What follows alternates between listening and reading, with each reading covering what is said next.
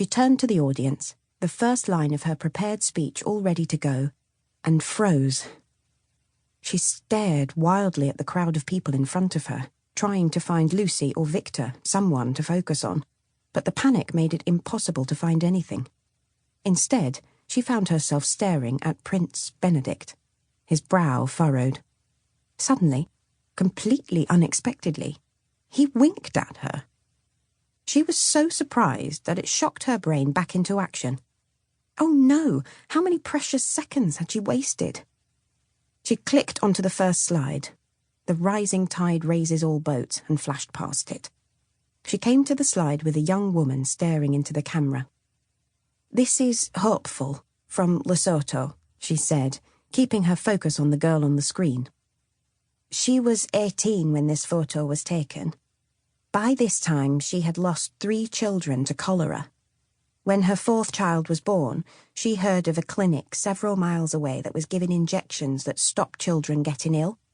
She walked, carrying her baby, for 2 days to get to us. Her son, Nemo, was very weak when they arrived at the clinic and they had to stay. Hopeful couldn't read or write, but she was bright. She listened to what the medics around her were saying about vaccination and started repeating it to the mothers waiting in the queue. She clicked to a slide showing Hopeful, all smiles, with baby Nemo in her arms, and an inset of the queue outside the clinic. About a week after Hopeful and Nemo went home, we had an influx of people coming to us from her village. She clicked onto a slide with statistics. Hopeful became an ambassador for health. She took with her information about vaccination, about the benefits of boiling water before using it for food or formula, about basic hygiene.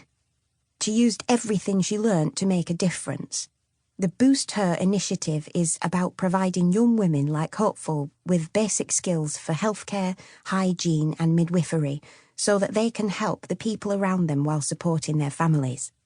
By helping these girls and women raise... The buzzer went off, cutting her off mid-sentence.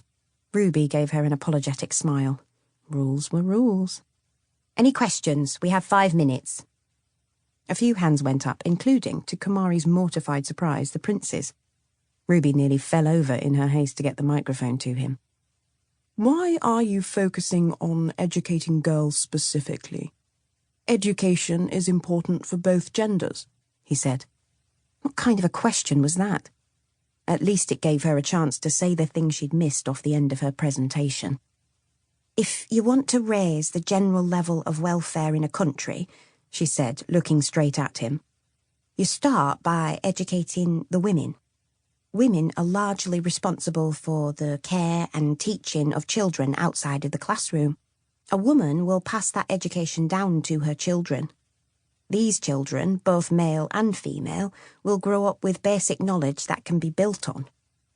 Real change doesn't happen in a week or a year. Real change takes a generation." He nodded. There was another question about the mortality rates in Lesotho, which she answered, and then the buzzer went off, indicating her time was up. Kumari tried to pick up her notes, but her hands started to shake so badly she couldn't. She left them on the lectern and fled the stage. Lucy came and found her in the bathroom a few minutes later. "You did it," she said, giving her a hug. Kumari shook her head. She was still shaking. "I screwed it up. It was..." She closed her eyes. Just thinking about being on stage made her stomach lurch. "Awful.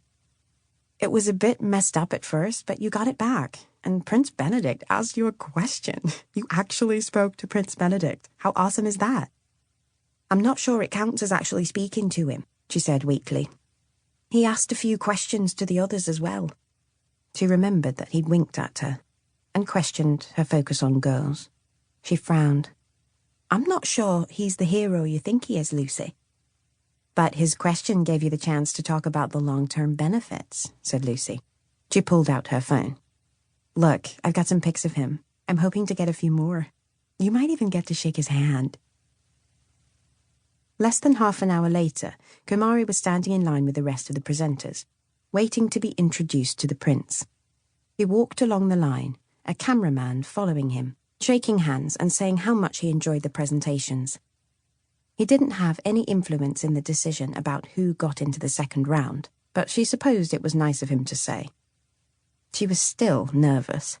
Did she have to curtsy? She tried to see if the woman 2 places up in the line curtsied, but she couldn't see. The prince came up to her. The camera was right behind him.